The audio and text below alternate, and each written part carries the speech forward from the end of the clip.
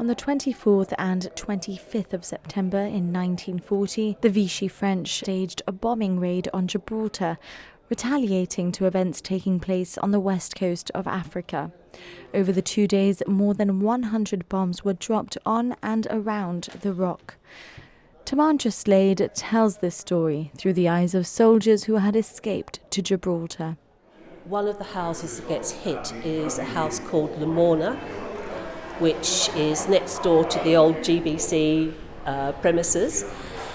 And there are 7 escapees in Lamorna, 2 of whom get killed in the bombing raid, plus also one of the medical officers who is also staying at Lamorna. And sadly, one of the men who is killed in the bombing raid was my uncle's escape partner. This was a man who had fought in the First World War, had then joined the Territorial Army. He'd been called up at the start of the Second World War.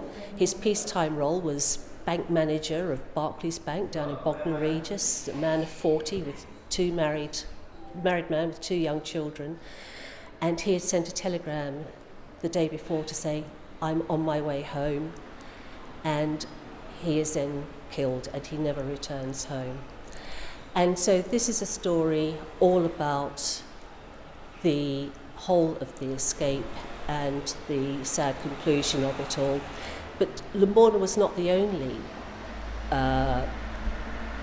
building that was bombed. Also in the harbour, the French were mainly aiming on the harbour, and there was a trawler there, the HMT Stella Sirius, and sadly that was also bombed, and 15 of the sailors were killed.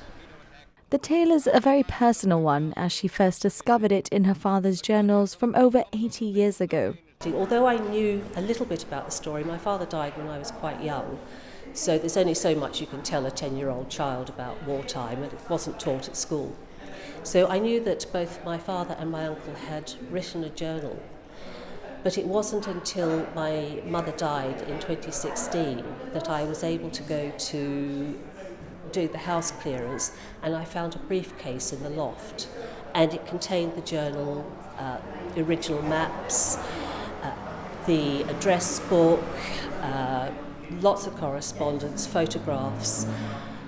I spoke to my cousin saying somehow I'd like to bring this story to life. They gave me the letters that their father had written from both